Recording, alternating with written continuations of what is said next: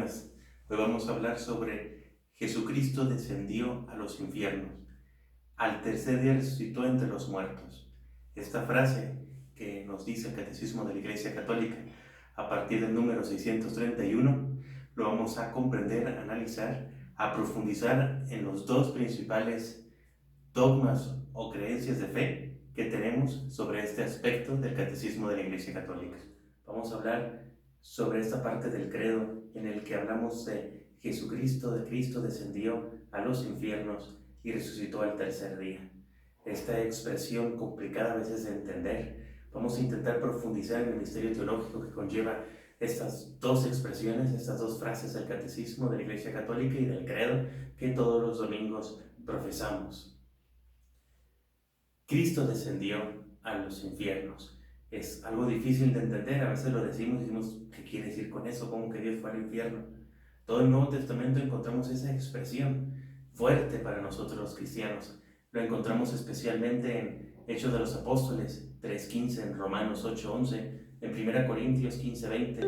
San Pablo habla continuamente de ello. Jesús resucitó de entre los muertos, dice.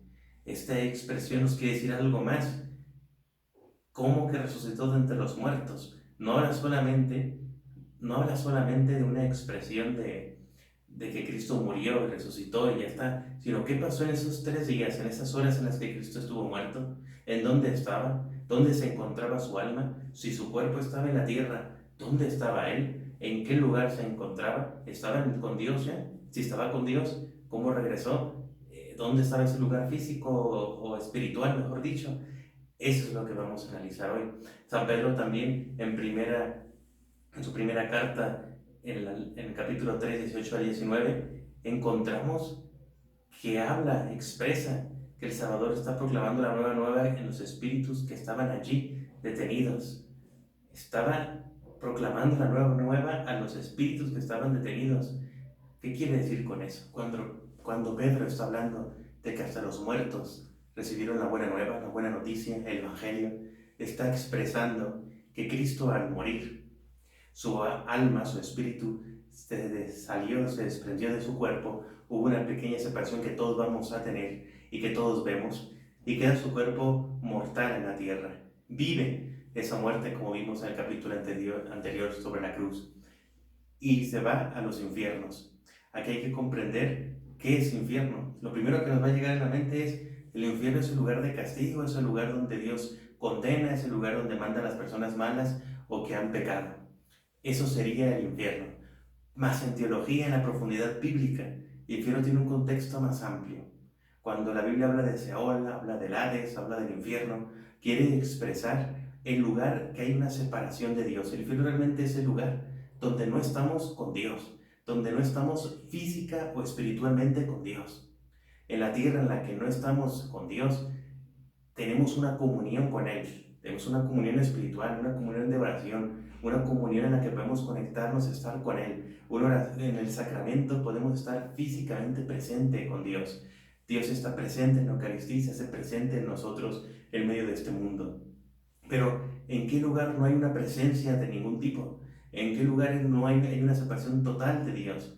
Ese le llamamos, hoy pensaríamos, infierno y purgatorio. Pero en el mundo de los judíos de hace 2000 años, antes de la llegada de Cristo, y con la llegada de Cristo antes de su muerte y resurrección, existía otro lugar que se llamaba el seno de Abraham. El seno de Abraham era como el cielo para los judíos, pero no era un cielo en el que estabas en comunión con Dios, estabas presente con Dios Padre, sino era el lugar donde los justos, las personas buenas, iban. No era un lugar de condenación, no era el lugar en donde ya se iban al infierno para siempre, sin poder estar con Dios. Eran las personas justas, santas, que estaban fieles a Dios, como Abraham, como Moisés, como los patriarcas, los profetas y como tantos otros desconocidos en los que se habían estado en comunión con Dios, iban a ese lugar. Era el cielo momentáneo mientras se cumplía la primera alianza, mientras llegaba el Mesías y abría el cielo, hacía el cumplimiento total del pueblo de Israel. Con la llegada de Jesucristo y su muerte y resurrección, ese lugar se abre. Pero en esos primeros 3 días, un número perfecto de perfección, de cumplimiento para el mundo judío, un signo importante, un símbolo en la numerología judía, Cristo desciende y se va a los infiernos. Es decir, va a ese lugar donde no están en comunión total con Dios, no están en su presencia, no se va al infierno de los condenados, sino de las personas justas, al seno de Abraham, a ese lugar que es un infierno porque no están en comunión con Él, no están en la presencia de con Dios Padre. Él va ahí y le cuenta la buena nueva a todos los que están ahí. Ya lo sabían los grandes profetas, ya lo sabía Moisés, ya lo sabía Abraham, pero todo el mundo judío justo que desconocía fueron a recibir esa buena nueva, junto con todos los grandes santos del judaísmo y de nosotros también del cristianismo, de los primeros padres de nuestra fe. Fue a decirles la buena nueva, se hace el cumplimiento total. Ha llegado el Mesías y ha venido Dios al mundo, se ha encarnado, ha cumplido la primera alianza y ya todos están salvados y redimidos. Les lleva esa buena nueva. El reino de Dios ha llegado y por lo tanto, en su resurrección, al tercer día, cuando Él ya resucite en la muerte, va a salvar no solamente a los vivos, sino también a los muertos, a ellos, aquellos que estaban en el seno de Abraham, aquellos que estaban en ese infierno, en esa separación con Dios. Entonces, ellos en ese momento, en el tercer día de la resurrección de Cristo, cuando desciende a los cielos, cuando Cristo va al cielo, se abre totalmente el paraíso y ellos pueden entrar en comunión con Dios de manera espiritual. Y se abre una segunda alianza, la alianza de la promesa de la resurrección completa, para Abraham, para Moisés, para los patriarcas, para los grandes santos del judaísmo y para todo el mundo gentil. Se abre para la humanidad entera. Se va a abrir la salvación y la resurrección, que es lo que el cristianismo va hablando y propagando por todo el mundo, esa buena nueva, esa buena noticia, ese evangelio de Jesucristo. Un gran silencio envuelve la tierra, un gran silencio y una gran soledad, un gran silencio porque el Rey duerme. La tierra está temerosa y sobrecogida, porque Dios se ha dormido en la carne y ha despertado a los que dormían desde antiguo. Va a buscar a nuestro primer padre, como si éste fuera la oveja perdida. Quiere visitar a los que viven en tinieblas y en sombra de muerte. Él, que es la misma tiempo Dios e Hijo de Dios, va a librar de sus prisiones y de sus dolores a Adán y a Eva. Yo soy tu Dios, que por ti y por todos los que han de nacer, de ti me he hecho tu Hijo. A ti te mando, despierta, tú que duermes, pues no te creé para que permanezcas cautivo en el abismo. Levántate entre los muertos, pues yo soy la vida de los muertos. En esta gran homilía antigua podemos encontrar en la tradición de la Iglesia, de manera clara y hermosa, cómo desde los primeros tiempos habían visto en esto descendió a los infiernos, el lugar en que el Cristo ha vencido a la muerte, ha levantado totalmente a la vida y ha triunfado. Y por ello podemos sacar dos aspectos de conclusión sobre este primer aspecto. Primero, Cristo, unido a su divinidad, su alma humana, unida siempre a su divinidad, muere como todos y se separa de su cuerpo y va hacia el lugar del encuentro de la muerte, con los seres que habían muerto, los seres humanos que habían muerto, y se encuentran ahí en el seno de Abraham esperando esa gran prueba, y abre el cielo, abre el lugar donde estamos ya en comunión total con Dios, de manera espiritual. Falta la segunda promesa, la segunda alianza, en la parucía, en el que resucitaremos, pero se cumple en Jesucristo esa resurrección, se cumple ya definitivamente la primera alianza, y en la muerte de Cristo y en la salvación de las almas se abre el cielo, deja de existir el seno de Abraham para entrar en el verdadero lugar, el reino de Dios, se abre por fin.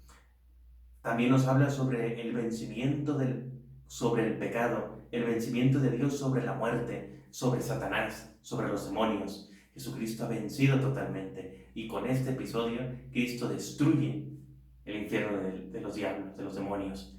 Hay que dejar claro una cosa, no estoy hablando de que Cristo vino y destruyó el infierno del castigo, el lugar donde están las almas de las personas condenadas, de las personas que se autocondenaron por su soberbia, por su egoísmo, por sus vanidades, por sus pecados, que deseando nunca estar con Dios, despreciando totalmente a ese Dios que les dio amor y que les dio la vida, y despreciándolo a Él, Dios que es amor, les lleva ahí porque no va a obligar a sus hijos a estar con Él si no le aman. Entonces les da ese lugar, ese espacio momentáneo ahora que es un estado, más un lugar porque son almas, no están en un cuerpo físico. No viene a destruir ese infierno. Estamos hablando de que actualmente hay dos infiernos, el infierno de la condenación de las personas que no quieren estar en Dios y nunca van a estar con Dios, y el purgatorio, los lugares de las personas que purgan sus pecados, sus debilidades, lo que no alcanzaron a purgar en este mundo, en esta tierra, lo harán en la otra vida, pero merecen el cielo, merecen la salvación, no están condenados, no tienen pecados que ni nunca tuvieron una intención de corazón de estar fuera de Dios, de estar alejados de Dios, sino estar siempre en comunión con Dios, pero no alcanzaron a purgar algo en esta vida. Por lo tanto, van a ese infierno, que vendría siendo casi un tipo del seno de Abraham, aunque no igual, porque el seno de Abraham no era lugar para purgarse, sino era el lugar de los justos, de los santos, pero que no estaban en la espera de la que se abriera el cielo. Cristo lo abre, Cristo triunfa sobre la muerte y nace el cielo así para toda la humanidad. La posibilidad espiritual de estar ya en presencia con Dios, con la Trinidad. Al tercer día resucitó de entre los muertos. Os anunciamos la buena nueva de que la promesa hecha a los padres, Dios la ha cumplido en nosotros, los hijos, al resucitar a Jesús. Ahora analicemos el segundo aspecto que vamos a tratar hoy. Jesucristo resucitó al tercer día. Esa resurrección al tercer día tiene varios aspectos que vamos a ir desarrollando, como el Catecismo de la Iglesia lo va haciendo. El acontecimiento histórico y trascendente es un acontecimiento real, es un acontecimiento histórico, no es un acontecimiento inventado, no es un acontecimiento que se inventaron los apóstoles porque entonces van a seguir nuestra fe, dice San Pablo. La resurrección de Cristo tiene que ser real, porque si no nuestra fe no sirve absolutamente para nada. Nuestra fe se fundamenta en la resurrección de Cristo, porque es la segunda promesa, la segunda alianza. Es lo que estamos esperando todos y esa es la razón del cristianismo.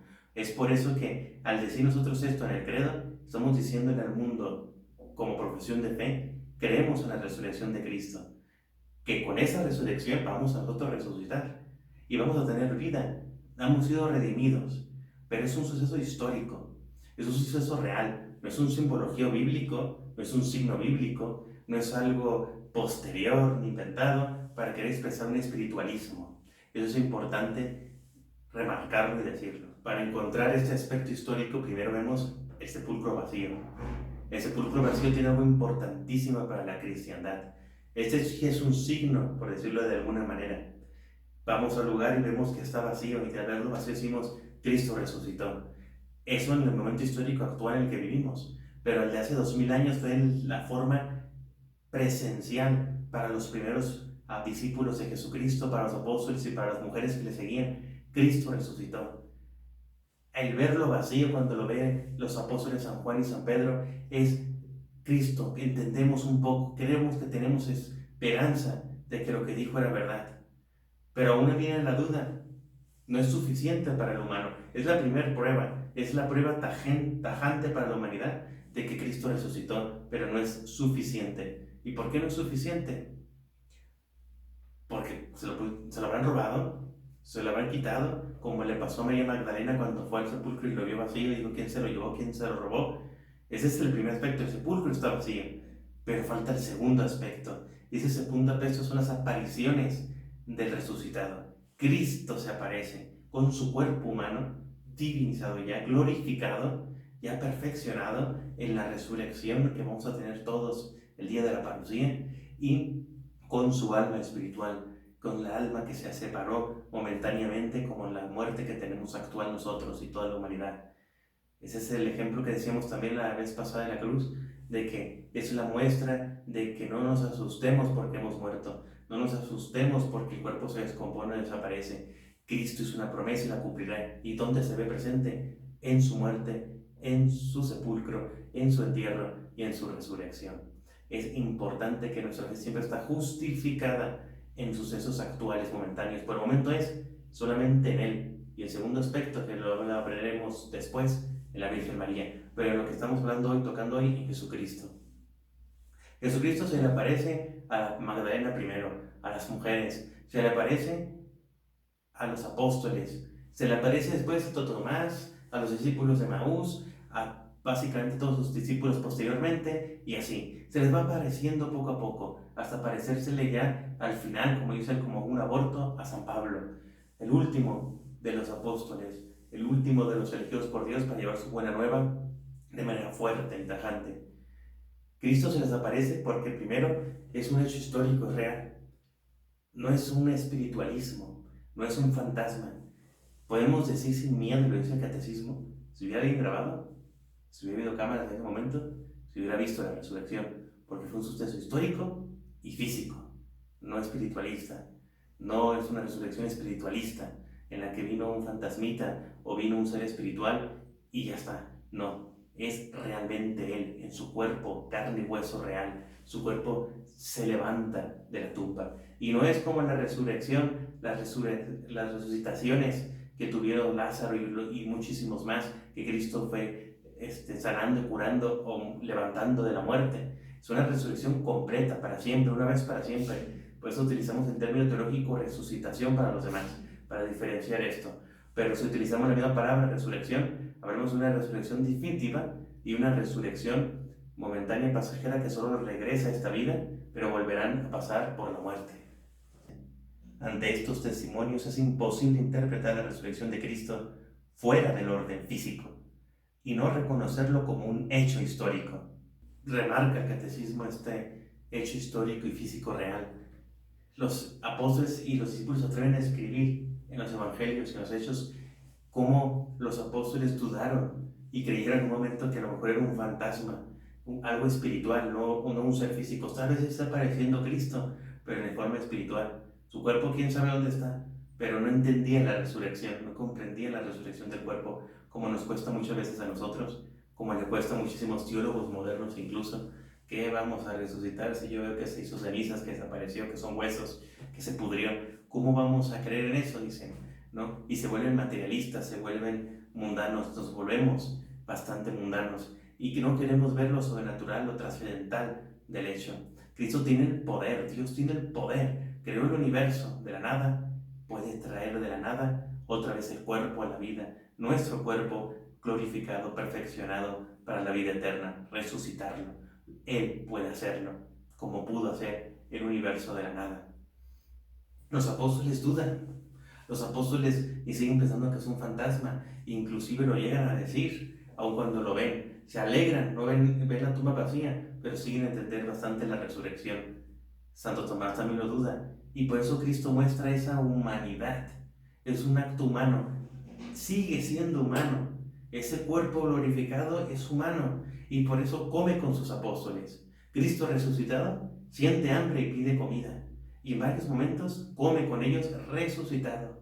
Con ellos convive, hace que lo toquen, que vean sus agujeros de sus manos, de su costado. Pueden verificar que es de carne y hueso. Cristo está en su humanidad completa, pero en su humanidad perfeccionada, glorificada, más allá de lo que tenemos hoy en la imperfección del pecado, en un cuerpo perfecto unido al alma para siempre, para la eternidad. Por eso es un hecho trascendente, va más allá de lo de la tierra. Es un hecho histórico y va a haber un momento histórico en la parucía en la que todos resucitemos, pero no va a ser un momento solamente histórico lineal, sino que se volverá ya eterno, no tendrá fin, no habrá un punto final. Será un cuerpo material, como el que tenemos, Cristo lo mostró, pero trascendental, trascenderá su cuerpo. No será un cuerpo simplemente imperfecto, que muera, que se agote, que se canse, que fallezca. Será un cuerpo eterno, para siempre, para eternidad, porque glorificado y perfeccionado fuera del pecado, no podrá conocer la muerte, no podrá conocer el dolor, no podrá conocer la tristeza, no podrá conocer ni siquiera el hambre y la sed real. Cristo come, pero su cuerpo vivirá para siempre, tendrá eternidad. Los placeres justos que Dios ha creado al hombre para que goce y sea feliz, pero en el orden perfecto, sin el sobrepasarse de esas acciones negativas y malas. Cristo convive y les demuestra, no necesitaba en sí comer, porque es eterno, pero les muestra que es hombre, que es humano, y que le es posible, porque es el mismo cuerpo que tenía antes, y conserva esas marcas, para que vean que en esas marcas que les provocaron los humanos al matarlo, crucificarlo, permanecen en ese cuerpo de Él, para que comprueben ellos de que es Él auténticamente, de que es el resucitado, de que es por el que murió por nosotros. La resurrección es obra también de la Santísima Trinidad, es una obra de la Santísima Trinidad, porque Cristo nunca, dicen los padres de la Iglesia, se separa de su divinidad. Es hombre y Dios verdadero. Es verdadero Dios, verdadero hombre. Jesucristo nunca hay una separación. Al separarse de su cuerpo, en su alma, a irse al seno de Abraham, al infierno o al Seol, Cristo al entrar ahí, lleva también esa divinidad. En eso, Cristo resucita también y su cuerpo humano resucita y se perfecciona, se glorifica para siempre, también con su divinidad. Es decir, en Cristo la humanidad entró en la Trinidad. En la Trinidad hay un ser humano, que es Jesucristo, y por ello somos hijos en adopción de Dios, hijos adoptivos de Dios por Jesucristo. Podemos conocer y vivir el amor de Dios, podemos adentrarnos en los misterios de Dios de una manera profunda gracias a Jesucristo y a su resurrección. Esa parte que diviniza a Jesucristo, por decirlo de una manera, en nosotros, que nos promete esa resurrección. Por ello nos conectamos de una manera más intensa y profunda en Dios. En Dios entra la humanidad y entramos todos, porque en la Trinidad se encuentra un hombre, un ser humano, que es Jesucristo, que es verdadero Dios y que es verdadero hombre. La resurrección tiene pues algo muy importante, el sentido salvífico de nosotros. Sin la resurrección no estamos salvados. Si la resurrección no existió, fue falsa, no fue algo físico, fue algo histórico, como dicen tantos teólogos, nuestra fe no tiene sentido, como dijo San Pablo. Vana es nuestra fe. Todo lo que estamos diciendo es la más grande mentira de la historia y no tiene sentido vivir ello. ¿Por qué no tiene sentido? Porque no sirve la cristiandad. Es la segunda promesa, es lo que nos redimió y nos salvó. No quedó todo en una cruz, porque muchos murieron en una cruz, pero esa cruz tiene sentido con la resurrección. Estamos viviendo ahora la Cuaresma y vamos a acercarnos ya, falta muy poco para la gran Semana Santa, que aunque en muchos países del mundo y en muchos lugares nuestros, en nuestra propia arquidiócesis, lo viviremos por primera vez en casa, en este momento de contingencia, de una pandemia que nos está azotando a la humanidad, que es un momento también histórico que estamos viviendo, en ese momento que estamos viviendo y sobrellevando, y vamos a pasar una cuaresma de intimidad y debemos pensar vivir esa cuaresma de intimidad ya, porque estamos en la recta final, pero vamos a vivir una Semana Santa única, diferente, y una semana histórica, una semana en la que vamos a adentrarnos en la intimidad de nuestra familia, de nuestro hogar, viendo lo que la iglesia nos presente para vivir esas semanas ante nuestra casa, pero también viéndolo a través de las redes sociales, de la televisión, del internet. Vamos a poder y debemos vivir ese momento en que entendamos que Cristo va a la cruz, muere junto con dos atrás, pero viene un sentido distinto, porque viene a aplastar la muerte y a través de una muerte fea y dolorosa demuestra que Él la da para quitarnos para siempre la muerte. Y se ve y se refleja y tiene sentido su muerte en la cruz en la resurrección. Y en la resurrección vemos ese alcance salvífico para nosotros. Porque Él, siendo hombre, resucita y se perfecciona y se presenta, se muestra y demuestra que es un ser humano, de que está vivo, de que es el mismo cuerpo que ellos enterraron, pero glorificado, que por eso ellos a veces no le reconocían o no lo reconocían siempre, porque estaba perfeccionado. Y por eso dice San Pablo en 1 Corintios, si no resucitó Cristo, vana es nuestra predicación, vana también es nuestra fe. Constituye y confirma nuestra fe la resurrección de Cristo.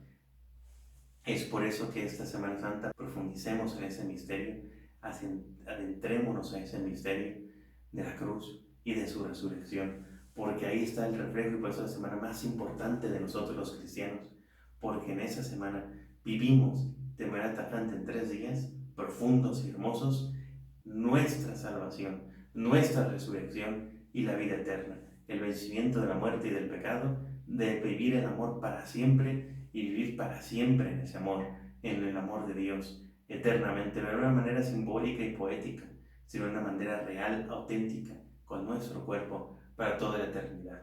La clase pasada ustedes pudieron haber visto y seguro lo vieron, que teníamos aquí atrás de mí, una planta bellita de nuestra Madre, la Virgen María. Esa es la Cuaresma. Siempre llegamos a la Cuaresma así como esa planta fellita, 3 hojitas, muriéndonos, bastante decepcionante que la dices que hace ahí. Así entramos y así nos ama Dios. Y si vamos nosotros formándonos de verdad, vamos nosotros de verdad creciendo en la cuaresma, adentrándonos a Dios, conociendo a Dios, amándole, abrazándole, vamos conectándonos con Él, vamos orando, vamos profundizando, y entramos en la Semana Santa y nos ponemos la cruz nuestra, nos vamos al monte Calvario como Cristo, subimos y nos crucificamos, tenemos que en esa muerte horrible y fea, vamos a tener resurrección, y Dios nos va a hacer así, hermosos, floreados, con hojas verdes y hermosas y abundantes. Esa planta fea que teníamos antes, que se ha vuelto una planta hermosa y preciosa, ese es el sentido de la Cuaresma y la Semana Santa. Llegamos feos, llegamos secos, llegamos sin hojas, sin flor, pero Dios, llegamos como ese pecado, Dios lo vence en la cruz, destruye ese pecado, esa muerte, y la resucitará, y lo resucitará como tenemos que ser, como vamos a ser para toda la eternidad, bellos, hermosos, como esta flor que tengo aquí atrás ahora.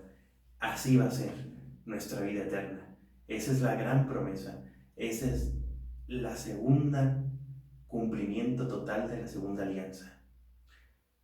Vamos con amor y con gozo esta Cuaresma, adentrémonos sobre la Cuaresma especial, que poco a poco vamos a ir reflexionando también sobre este momento que estamos viviendo, y vivamos de manera profunda la Semana Santa. No abandonemos la Semana Santa, adentrémonos a esa Semana Santa, abracemos esa Semana Santa, subamos a la cruz sin miedo, pero con la promesa y la confianza y la esperanza, la verdadera esperanza, de que en este hecho histórico y real y contundente, que no nos engañen las teologías modernas, que no nos engañen los sacerdotes o teólogos modernos, vengan de donde vengan, porque está en el catecismo, está en nuestra tradición, está en la Sagrada Escritura, está en el propio corazón de nuestra fe y sentido de nuestra existencia como cristianos, que lo dijo San Pablo y lo acabamos de repetir 1000 veces. Vana sería nuestra fe y vana sería la predicación de la iglesia. Vana sería la ayuda a los pobres y a los necesitados. Vana sería la ayuda a los que no conocen a Cristo, a los que le están empezando a conocer. Vana sería todo lo que estamos haciendo. Vana sería mi entrega a Dios, mi consagración a Él, si no resucitó.